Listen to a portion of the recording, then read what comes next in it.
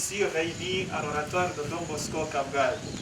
Vous me voyez avec quelques jeunes, les enfants de la rue qui se sont réunis autour des animateurs qui sont dans le club Les Yerouma.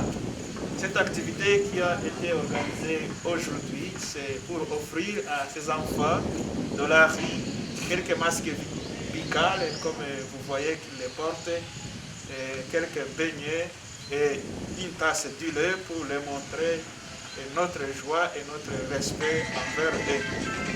Comme notre mission est d'être signe et porteur de l'amour de Dieu parmi les jeunes, surtout les plus pauvres et abandonnés, nous avons constaté que ces enfants de la rue qui sont aussi les plus vulnérables et sont aussi les plus abandonnés, et nous avons pu organiser cette activité d'aujourd'hui, de les offrir à manger et aussi le masque bical pour se protéger contre la pandémie du coronavirus qui attaque le monde entier, particulièrement le Rwanda aujourd'hui. Vous pouvez vous demander où est-ce que nous avons pu trouver les moyens pour acheter tout ce que nous avons offert à ces enfants de la rue. Les moyens sont venus parmi les contributions que les animateurs ont fait entre eux à l'égard de leurs petits frères qui vivent dans la rue. Et comme vous voyez que nous sommes à la grotte Mariale, en bas de la statue de la Vierge Marie, chaque enfant a pu offrir à la Vierge Marie son souhait dans l'avenir.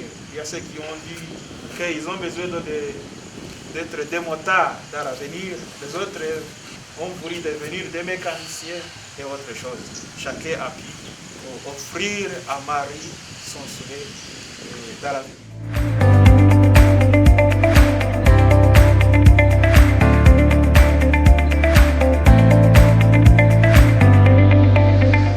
Watangira wibwira abadukurikiye. Ushobora kutubwira ubuzima bwawe, ese muri no minsi ubuzima bwawe buhagaze bute?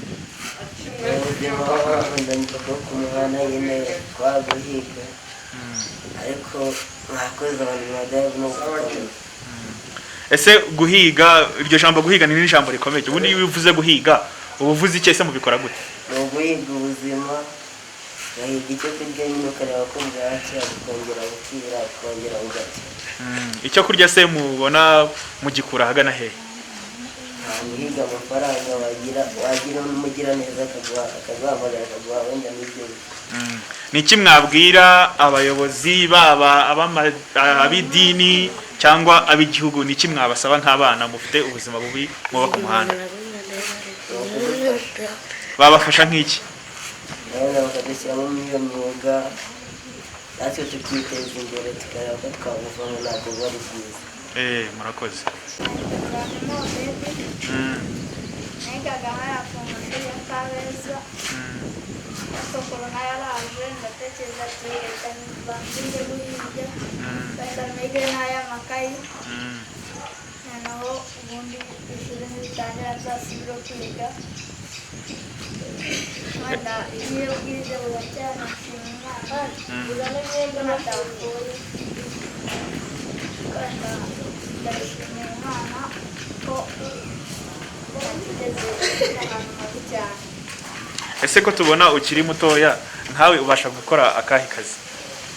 Naribye njya mu isoko ryaribarijemo kwa gatatu no kwa gatandatu, n'umuntu bakambwira ati mwabifite adufata amadutwara kugeza Ese utubwiye ko utwaza abantu baje guhaha utuntu runaka. Ese wari uzi ko imirimo ikoreshwa abana ibujijwe?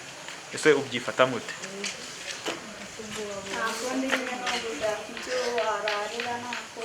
Biterwa n'imibereho mibi, nicyo gituma winjira mu nshingano zo gushaka akazi. None ni iki wasaba abayobozi b'igihugu, abayobozi ba kiliziya n'abandi bantu bita ku bana by'umwihariko?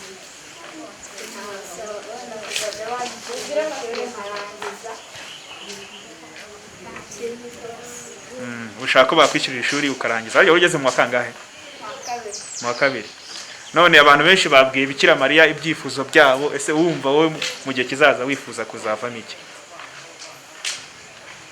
Ashaka kuzifuza kuzavamo umukire. Umukire ukora nk'iki?